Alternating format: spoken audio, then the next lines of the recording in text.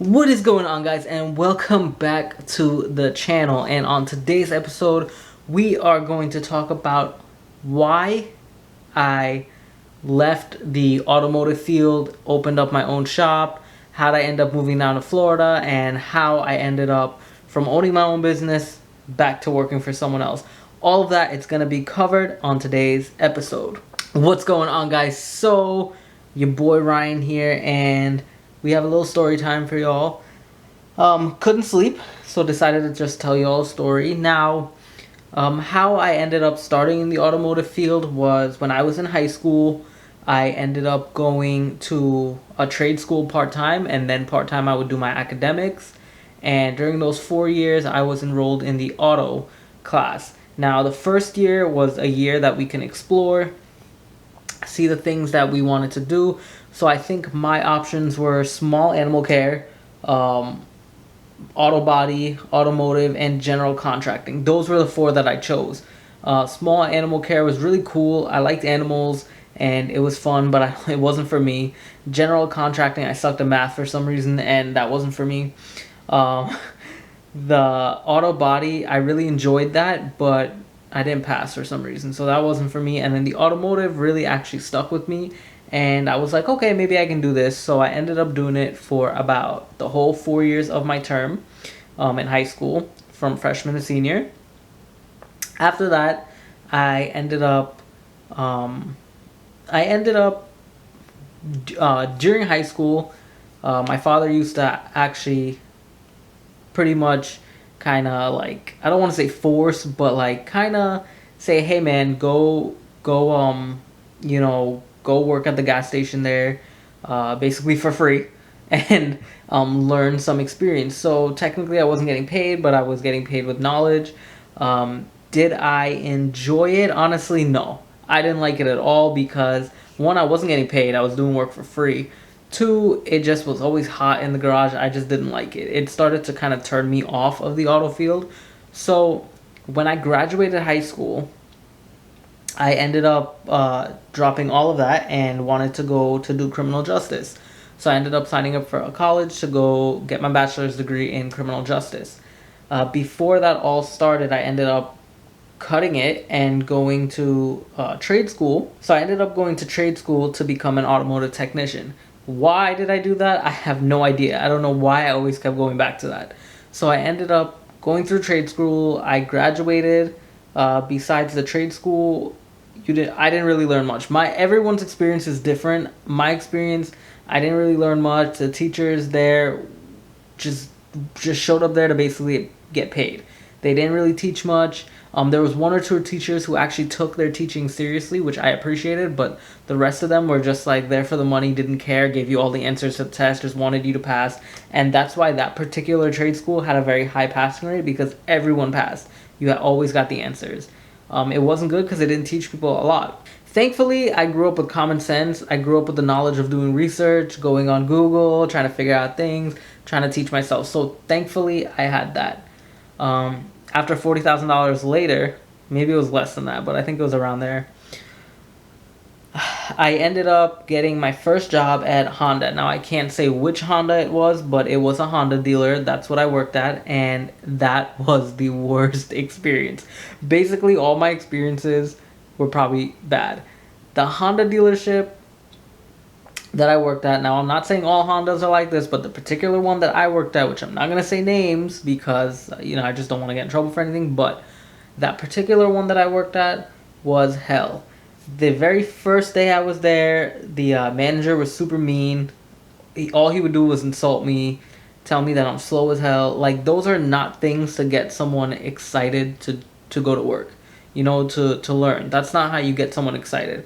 Now, I'm a different type of technician, or a different type of person, you may say. Like, if someone doesn't know something, I will take my time and teach them. Even if they don't get it within the first 50 times and I have to show them over again, I don't lose patience. Like, I will show them and I give them the respect, and I just tell them, hey man, don't worry about it. Or if it's a female, hey, don't worry about it, you'll get it. It takes time to learn. You're not going to learn it in a day. That's how I am. Going through these whole career path of being an auto tech, not a lot of people have patience. And when they show you something once, they expect you to get it right away, or they expect you to be born with this knowledge. Apparently, that's how the world works. They all expect you to be born with this knowledge and somehow pull experiences out of your back pocket like nothing. But anyway, I digress. Let's get continuing. So, during my years in Honda, I think I worked 7-8 months at Honda because I got tired of being insulted all the time and having to do really slavey kind of work.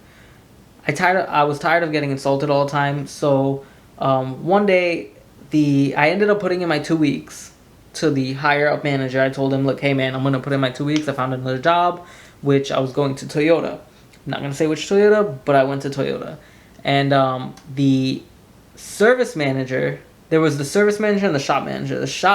The service manager, I gave him my 2 weeks. The shop manager ended up calling me in his office in front of everyone and was like, hey, if you don't start doing your paperwork correctly, I'm just going to fire you in front of everyone. And it was embarrassing, but he didn't know I put in my 2 weeks. He didn't know that I was leaving. So I could have embarrassed him right then and there, but I'm a lot more mature than that, and I actually respect people and their feelings, so I didn't say nothing. After everyone cleared out, I was like, hey, by the way, I just wanted to talk to you. I actually put in my 2 weeks, so you don't really need to worry about firing me. I'm out. And he was like, okay, cool. Ended up leaving me alone. About 2 hours later, he came back. Hey, man, did you really put in your 2 weeks? I was like, yeah. He was like, why? Where are you going? I was like, don't worry about it, but I'm going somewhere better. He didn't talk to me for the day. Then he told me, okay, whatever, just pack your shit and go. He was like, you don't even need to, he told me I don't need to put in my 2 weeks. I can actually leave now if I wanted to. Cool. He was like, by the end of the week, you can put your stuff away. I was like, all right, no problem.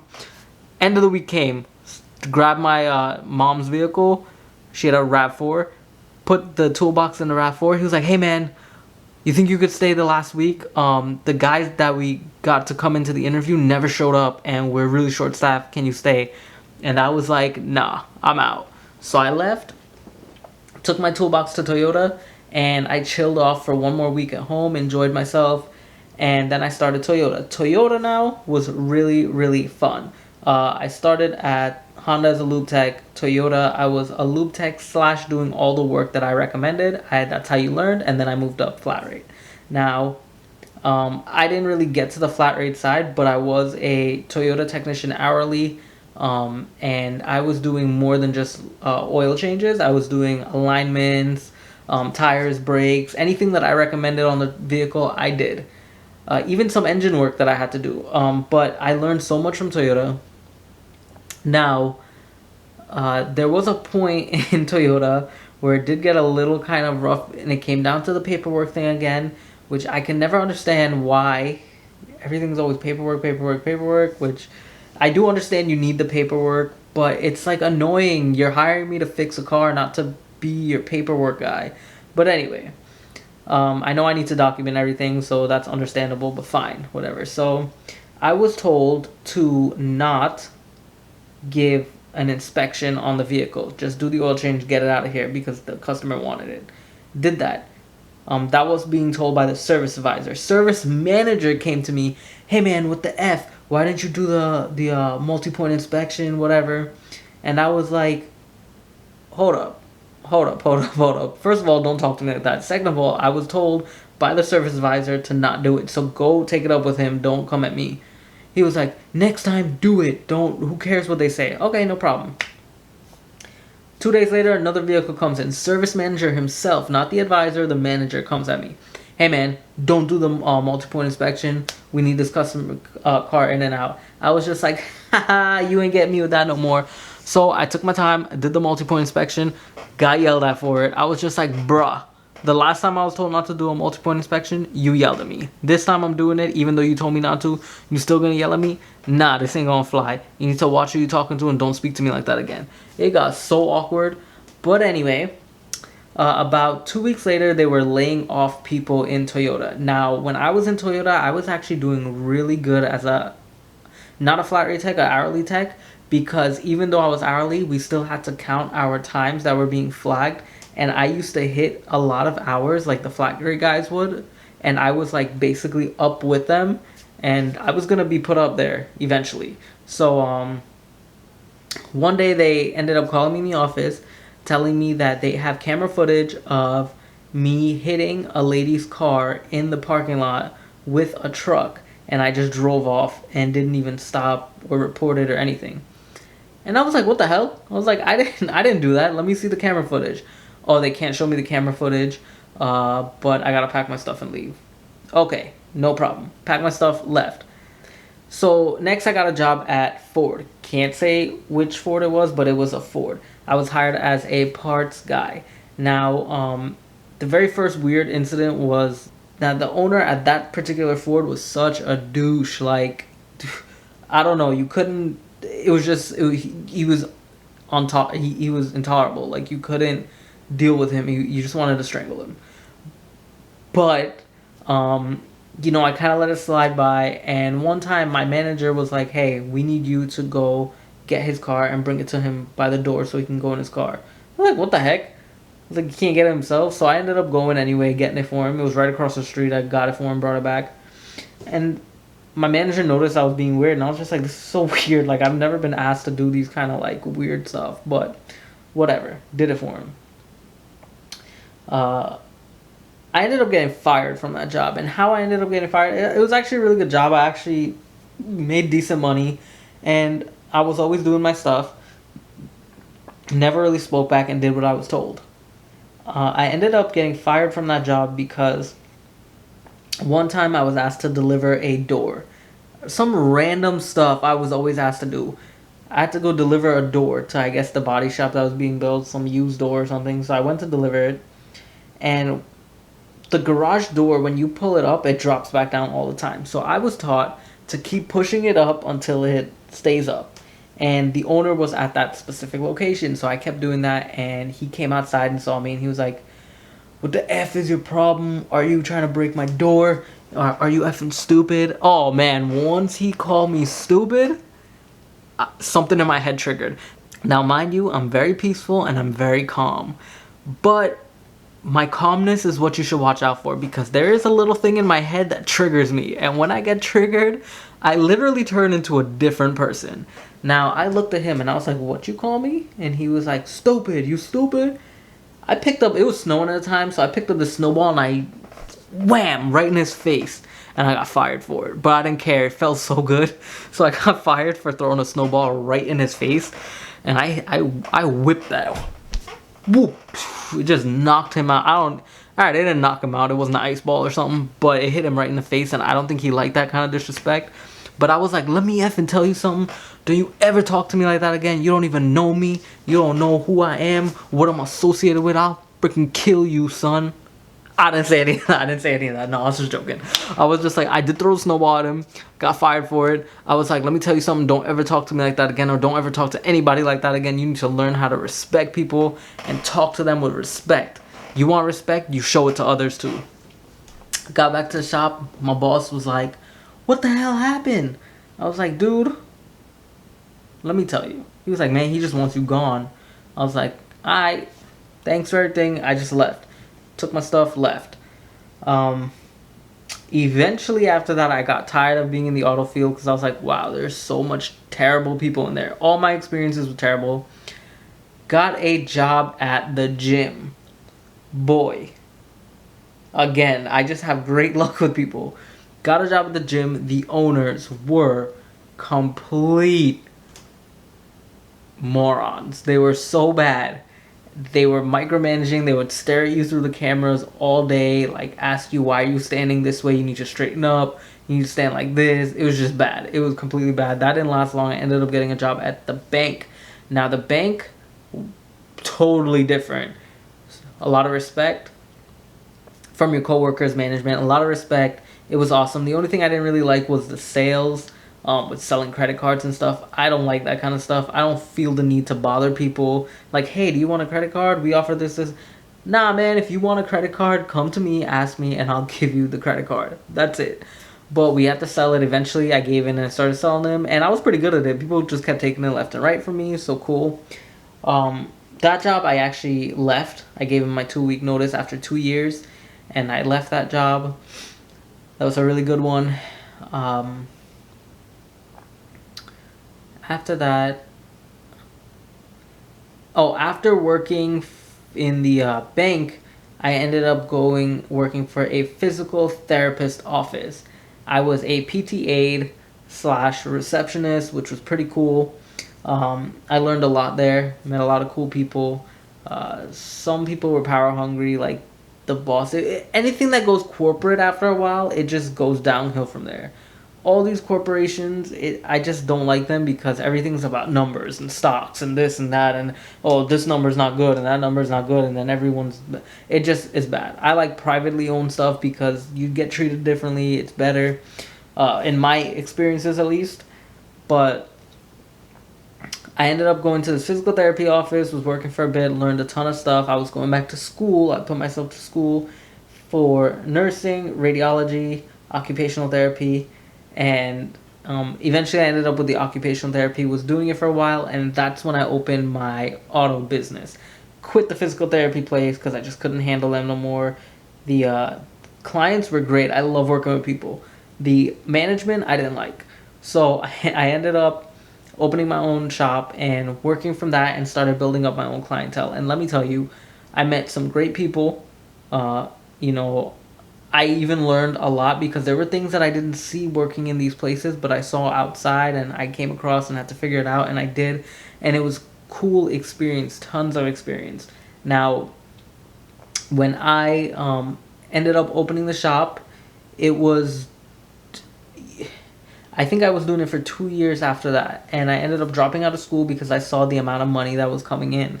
Now, I wasn't rich. I didn't make a lot of money, but there were days that you would bring home $3,000-$4,000, and there were days that you brought home $20, and there were days that you brought home nothing, and then there were days that you brought home $800-$900. Now, those days that I brought home $2,000-$3,000, $4,000, it basically held me out for the months, the 2 months, because I used to just count it as like paychecks. But then that was in like one day. And then I had the rest of the week to make up more. And then there would be a day that I got zero. There would be a day that I got 200, 300, 500, 700, 800, 1,000. And it added up. So I made some really good money in the auto shop that I had. Now I had a lift. I had everything. I had all of that stuff in my garage, and I used to do my work and stuff like that, and it was fun. Like I said, I met so many cool people. It was just awesome. I also did the mobile thing, and I met awesome people. People trusted me. I had great reviews. I came across one lady who ripped me off, because usually how I do it, I work on trust. I build rapport with people. So like, if they don't have the money, I'll be like, hey, don't worry about it, pay me when you can. Let me know. You can only rip me off one time. Once you rip me off, I'm never doing anything for you again. Story with that, this lady came to me, told me she couldn't afford anything, but she saw that was great. Can I help her? She'll pay me, in installments. I said, fine. The first day, she gave me $50 for doing brakes for her. After that, she gave me another $50, and then I never heard from her again. She wanted to sue me for her serpentine belt, and I was like, what? I didn't even touch your serpentine belt. I have all documentation that all I did was brakes for you. Then she said, okay, because she didn't know I had documentation. And she just disappeared. And she owed me a couple hundred more. She disappeared. I let it go. Karma will get to her. That's her.